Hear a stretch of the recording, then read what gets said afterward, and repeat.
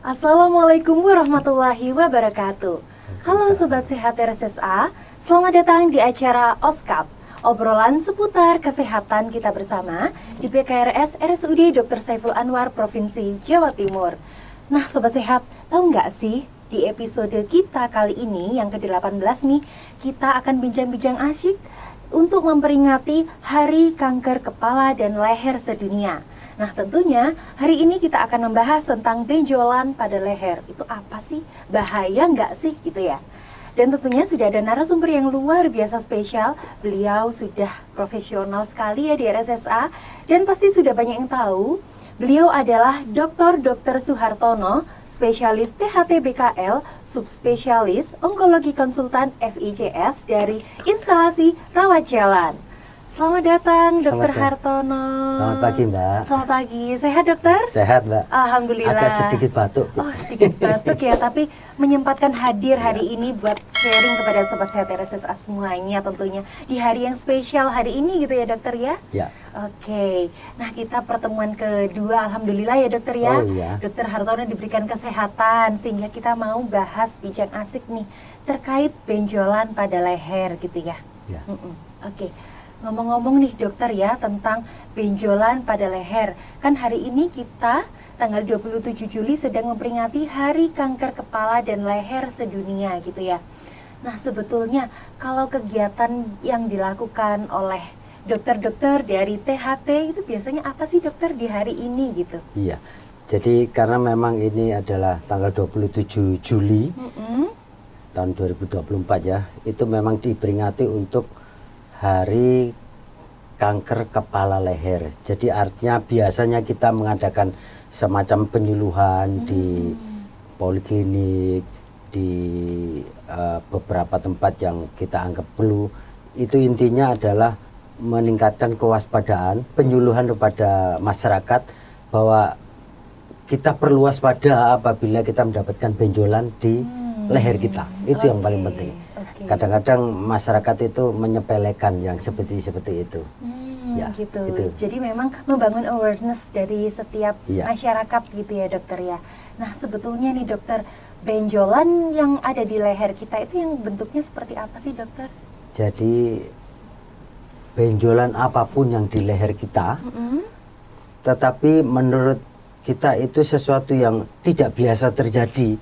Artinya kebetulan di leher kita ini kan ada banyak organ penting, sehingga kalau memang itu ada benjolan yang menurut kita kok tidak biasanya ada seperti itu yang perlu kita waspadai. Ya.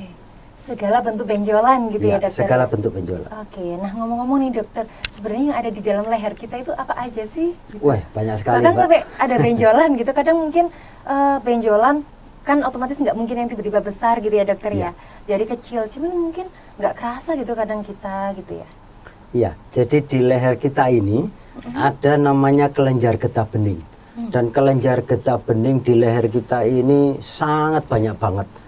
Bahkan ribuan, kecil-kecil. Dan normalnya memang tidak teraba. Normalnya ya kecil banget. Itu kelenjar getah bening. Di lain itu ada juga tiroid yang masyarakat awam mengenal dengan istilah gondok ya. Dan itu ada di depan sini.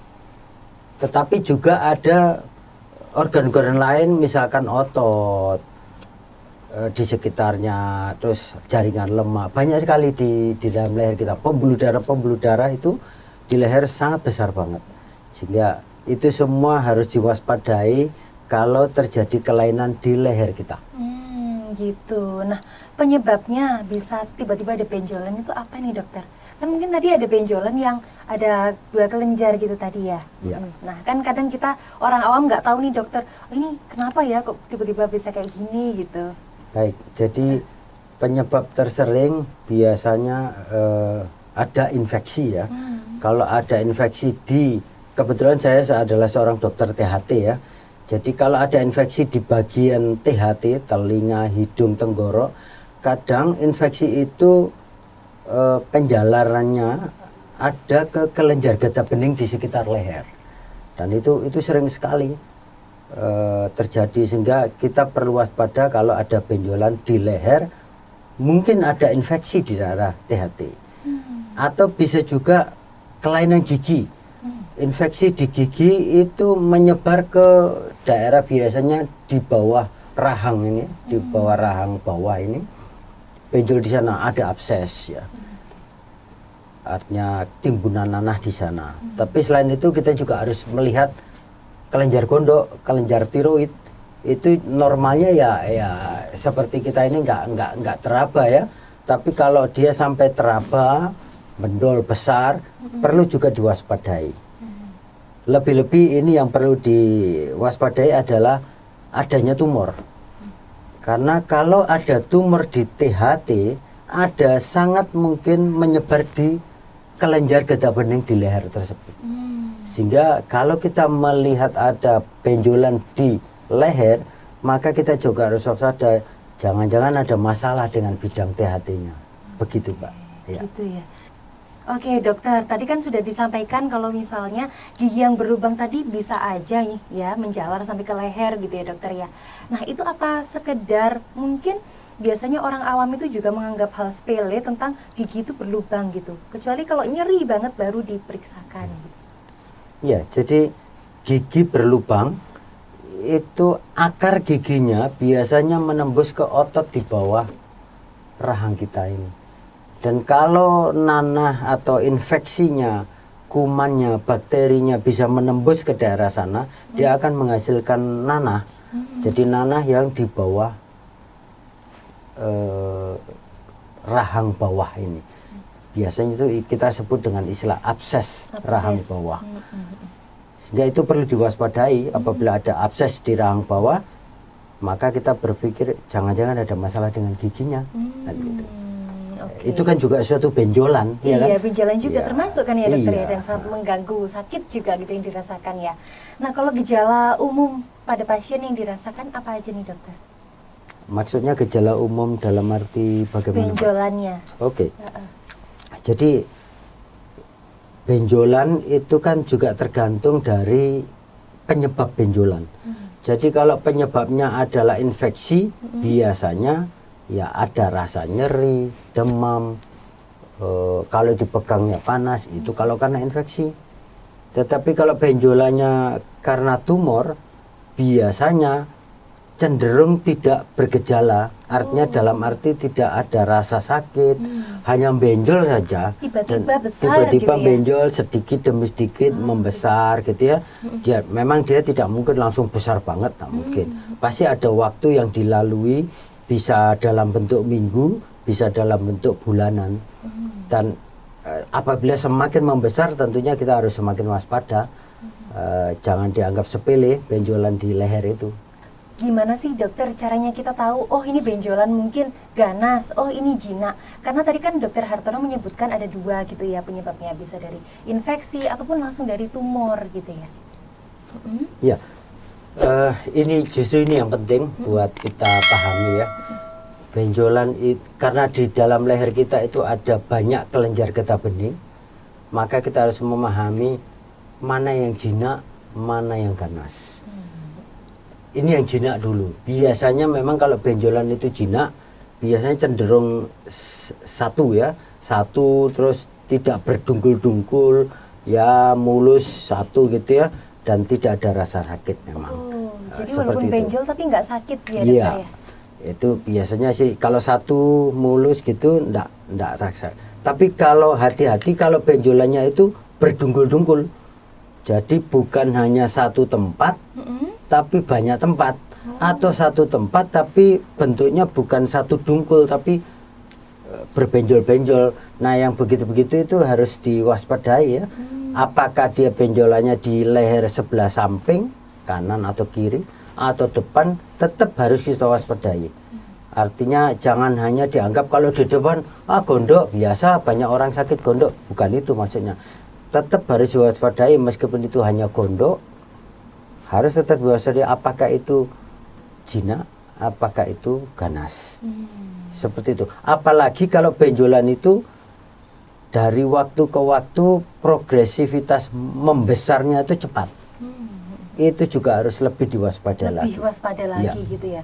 Jadi ternyata benjolan itu bisa jadi nggak hanya satu gitu ya dokter ya, tapi bisa banyak gitu ya, bahkan bahkan orang mungkin beberapa kurang tahu gitu, oh ini kenapa kok tiba-tiba muncul kayak gini gitu. Nah sebenarnya dokter, dari benjolan-benjolan tadi itu cara menghilangkan, cara mengobatinya bagaimana nih dokter? Baik, jadi tentunya kalau mengobati benjolan itu kita harus tahu dulu penyebabnya ya. Jadi apakah itu karena infeksi, apakah itu karena keradangan kronis yang karena infeksi di THT, apakah itu tumor, apakah itu tumor jinak atau tumor ganas. Tentunya kita harus lakukan pemeriksaan dulu, Mbak. Artinya tidak semua benjolan langsung diambil begitu saja. Enggak semuanya langsung dioperasi gitu ya. Pasti harus dilakukan pemeriksaan. Apakah itu dalam bentuk pemeriksaan namanya biopsi. Biopsi itu adalah mengambil sebagian kecil dari benjolan itu.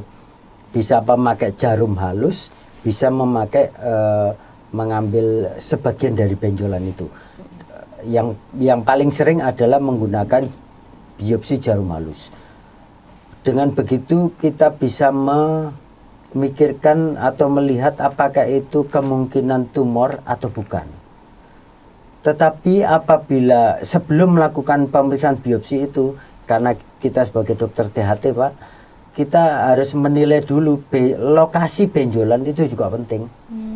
Jadi semisal ada lokasi benjolan persis di belakangnya sudut rahang.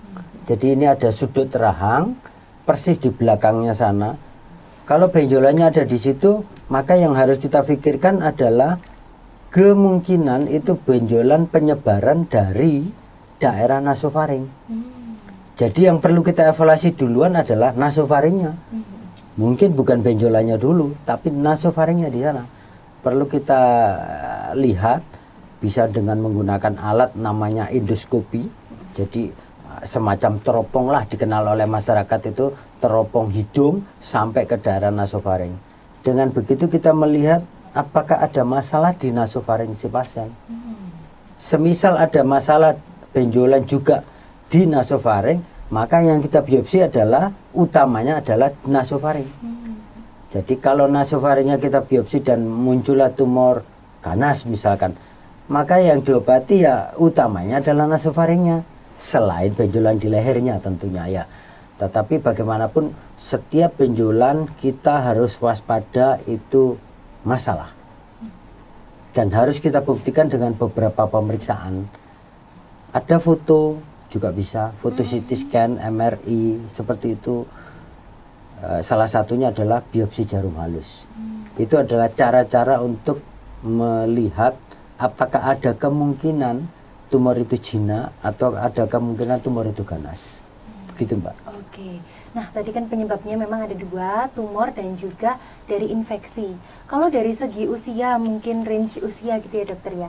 Biasanya pasien yang mengalami adanya benjolan itu biasanya usia berapa nih? Ya, paling banyak memang kalau di poliklinik THT kami, paling banyak benjolan di leher itu pada orang tua ya. Orang yang umurnya 40 tahun ke atas. Itu paling banyak. Tapi tidak menutup kemungkinan anak-anak usia muda juga ada. Tapi kalau pertanyaannya paling banyak adalah orang sepuh ya, 40 ke atas. 40 ke atas. Nah, tadi kan dokter menyebutkan gitu ya. Kenapa sih dokter kok biasanya 40 ke atas gitu? Apa ada faktor usia memang ya? Iya. Kita sama-sama tahu Mbak ya, bahwa daya tahan tubuh tiap orang pasti berbeda-beda ya. Sejak dari lahir sampai usia tua pasti ada masa di mana orang itu sehat banget. Tapi ada masa di mana orang itu mulai menurun tingkat kesehatannya. Nah, kalau anak-anak SMA gitu kan ya kuat-kuatnya orang ya aja. Suka olahraga. Nah, suka olahraga. Tapi begitu umurnya 40 ke atas, banyak dari kita itu yang memang tidak suka olahraga. Apalagi ya intinya daya tahan tubuhnya sudah mulai berkurang.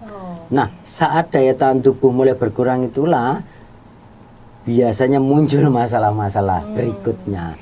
Penyakit-penyakit lain. Penyakit-penyakit gitu ya, lain kronis, apalagi ditambah dengan diabetes. Wah, yang begitu-begitu itu akan menambah daya tahan tubuh seseorang pasti akan berkurang. Semakin melemah gitu Iya. dokter ya. Nah buat sobat sehat nih pasti tentunya nggak mau ya dokter ya kalau mungkin mengalami hal tersebut. Yang bisa kita cegah itu apa sih dokter? Iya, pada prinsipnya kita semua tidak tahu ya, apakah nanti hari tua saya ada benjolan apa tidak Iya. tahu. Seenggaknya diantisipasi dari dini gitu ya. Pada prinsipnya kita harus menjaga kesehatan. Bagaimana daya tahan tubuh kita itu lebih baik. Tentunya menjaga kesehatan itu bisa dengan asupan gizi yang baik, bisa oke. juga dengan olahraga yang baik. Yang ketiga mungkin berdoa ya supaya tidak terjadi. Berdoa supaya disehatkan terus. Seperti itu. Kalau bilang itu salah satu pencegahan, tetapi untuk pencegahan yang lebih baik adalah kewaspadaan. Jadi mau tidak mau kita harus suka sering melihat, meraba ya, dokter saja ya. Oke. di leher kita ada benjolan atau tidak. Tidak perlu sampai dipijit-pijit, tapi ya Oke. dengan diraba sebentar-sebentar, oh kita tahu ada benjolan apa enggak. Saya kira itu kewaspadaan kuncinya. Oke, pokoknya kita ini ya dokter ya meraba-raba lihat ada nggak sih benjolan gitu. Iya. Nah kalau udah ada jangan lupa sobat sehat segera cek konsultasi ke yang memang profesional yang berkompeten di bidangnya gitu ya dokter ya. Dan cara mencegahnya tadi yang sudah dijelaskan oleh dokter Hartono. Seperti itu ya dokter ya. Iya. Baik, terima kasih Sobat Sehat RSSA semuanya dan terima kasih Dokter Hartono. Semoga ilmu yang disampaikan oleh Dokter Hartono ke Sobat Sehat bermanfaat. Jangan lupa ya pesannya tadi ya. Baik, semoga Dokter Hartono sehat selalu ya dokter ya. Terima kasih, Mbak Semoga Evi. lekas sembuh batuknya dan pileknya. Iya. Next time kita bahas yang lain ya dokter ya. Oke, setuju. Oke, baik terima kasih Sobat Sehat. Semoga semuanya sehat selalu. Terima kasih, saya Evelyn. Wassalamualaikum warahmatullahi wabarakatuh. Waalaikumsalam.